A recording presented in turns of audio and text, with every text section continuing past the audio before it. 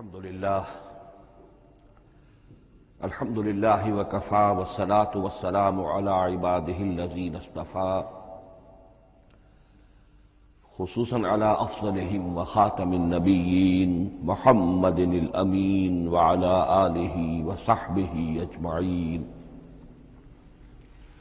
اما بعد فاعوذ باللہ من الشیطان الرجیم بسم اللہ الرحمن الرحیم رب اشرح لی صدری ویسر لی امری واحلل عقدۃ من لسانی یفقہوا قولی اللہم ربنا آنس وحشتنا فی قبورنا وارحمنا بالقرآن العظیم اللہم اجعلہ لنا اماما ونورا وہدا ورحمہ اللہم ذکرنا منہ ما نسینا وعلمنا منہ ما جہلنا وارزقنا تلاوته آناء الليل وآناء النهار واجعله لنا حجة يا رب العالمين آمین۔ کل دو نشستوں میں تعارف قرآن کے ضمن میں جن عنوانات پر گفتگو ہو چکی ہے ان میں سے ایک تشنا رہا قرآن حکیم کی ترتیب اور تقسیم، اس کی تدوین کے بارے میں گفتگو ہماری مکمل ہو چکی تھی کہ قرآن حکیم کی تدوین تین مراحل میں مکمل ہوئی۔ اولاً خود حضور صلی اللہ علیہ وسلم نے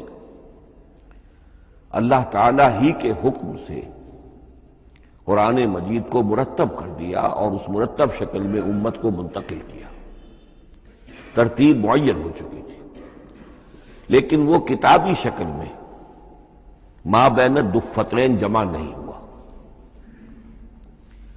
اس کے بعد دوسرا مرحلہ آیا حضرت ابوبکر صدیق رضی اللہ تعالی عنہ کے عہد خلافت کے دوران، جب بہت سے حفاظ شہید ہو گئے جنگ یمامہ میں تو تشویش پیدا ہوئی کہ قرآن حکیم کو کتابی شکل کے اندر مرتب بھی کر لیا جائے، جمع کر لیا جائے۔ چنانچہ یہ کام حضرت ابوبکر صدیق کے عہد خلافت میں پورا ہو گیا اور اس کے لیے مصحف کا نام حضرت عبداللہ ابن مسعود کی تجویز پر حضرت ابوبکر صدیق رضی اللہ تعالی عنہ نے طے کیا۔ لیکن اس کے چونکہ ابھی پڑھنے کے انداز میں لوگوں کو کافی آزادی دی گئی تھی کہ اپنے اپنے لہجے کے مطابق لوگ پڑھ سکتے ہیں، تو اس سے محسوس ہوا کہ اب اس کے لکھنے کے انداز میں بھی فرق آ رہا ہے، تو اس لیے ضرورت محسوس ہوئی کہ اس کا ایک اسکرپٹ، ایک رسم الخط جو متفق علیہ ہو، اجماعی ہو، وہ طے کر دیا جائے۔ چنانچہ یہ تیسرا مرحلہ حضرت عثمان رضی اللہ تعالی عنہ کے عہد خلافت میں طے پایا، اسی لیے اس کو اب مصحف عثمانی کہتے ہیں، اس لیے کہ وہ رسم الخط اب ہمیشہ ہمیش کے لیے طے ہے۔ اس کے آفیشل نسخے تیار کیے گئے اور بڑے بڑے شہروں میں جو بھی اس وقت اس مسلمان ممالک تھے ایک ایک نسخہ بھیج دیا گیا اور باقی نسخے جو ہیں وہ تلف کر دیے گئے۔ تو اس طریقے سے گویا کہ ربع صدی کے اندر اندر یہ تینوں مرحلے جو ہیں مکمل ہو گئے ہیں، اور جیسا کہ میں نے عرض کیا سب تسلیم کرتے ہیں کہ جو قرآن آج ہمارے پاس ہے وہ وہی ہے بعینہ ہی جو محمد الرسول اللہ نے اپنی امت کو دیا تھا۔ البتہ جہاں تک قرآن کی ترتیب اور تقسیم کا تعلق ہے، بعض باتیں تو میں بیان کر چکا ہوں، ان کا صرف اجمالی اعادہ کروں گا۔ نمبر ایک یہ کہ قرآن کی جو بیسک یونٹ ہے، بنیادی اکائی، وہ آیت ہے۔ آیت کو ہم جملہ نہیں کہہ سکتے، آیت کو ورس نہیں کہہ سکتے، مصرع نہیں کہہ سکتے، اس کی اسی اصطلاح کو ہمیں ریٹین کرنا ہوگا۔ آیتیں چھوٹی بھی ہیں، بڑی بھی ہیں۔ آیتیں صرف حروف مقطعات پر بھی مشتمل ہیں اور مرکبات ناقصہ پر بھی مشتمل ہے، پورے جملے کی ایک آیت بھی ہے اور کئی جملوں پر ایک آیت بھی مشتمل ہے۔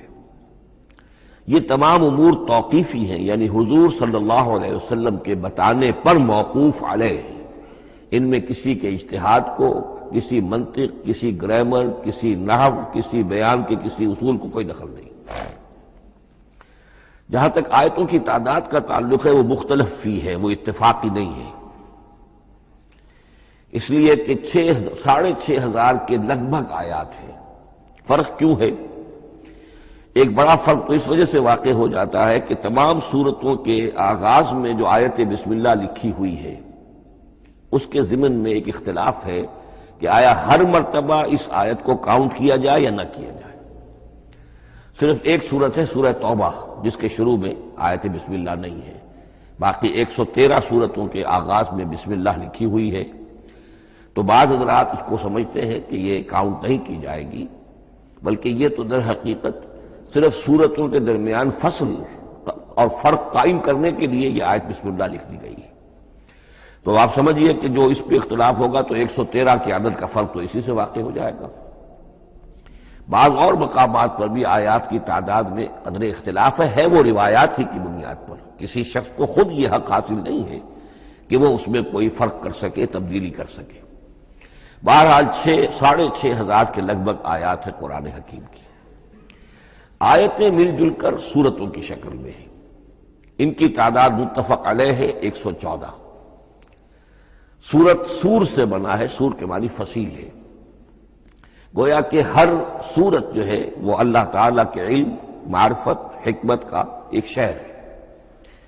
سورتوں میں آیات کے باہمی ربط کے حوالے سے اس کے معنی کے اندر اور اس کی حکمتوں کے اندر اضافہ ہوتا ہے، ربط آیات۔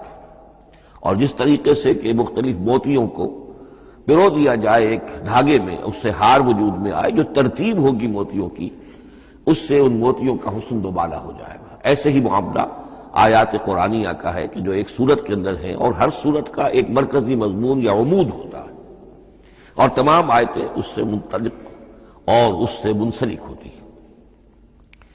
ان سورتوں کے بعد جیسا کہ میں نے عرض کیا، دور صحابہ میں ہمیں صرف ایک اصطلاح اور ملتی ہے، حزب اور یا منزل۔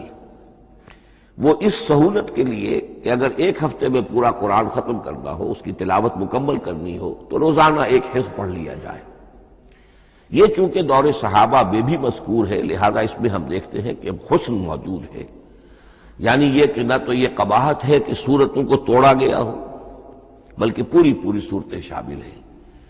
کوئی مصنوعی مساوات قائم کرنے کی کوشش نہیں ہے، کوئی حزب نسبتاً تھوڑا سا زیادہ بڑا ہے، کچھ تھوڑا سا چھوٹا ہے، لیکن تقریباً مساوی ہے۔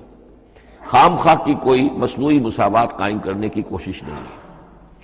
اور اس کے باوجود یہ حسن موجود ہے کہ سورہ فاتحہ کو اگر ہم علیحدہ رکھ دیں کہ وہ پورے قرآن حکیم کے لیے ایک دیباچہ اور مقدمہ ہے، تو پہلے حزب یا پہلی منزل میں 3 سورتیں، دوسرے میں 5، تیسرے میں 7، چوتھے میں 9، پانچویں میں 11، چھٹی میں 13، یہ سیڑھی ہے بالکل۔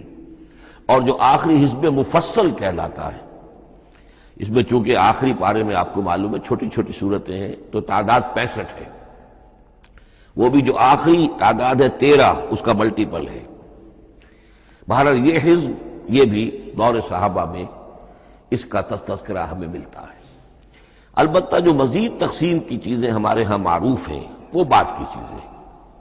رکوعوں میں طویل سورتوں کو تقسیم کیا گیا تاکہ ایک رکعت میں اگر طویل سورت میں سے کوئی آیات پڑھنی ہے تو اس طرح پڑھی جائیں کہ مضمون ٹوٹے نہ۔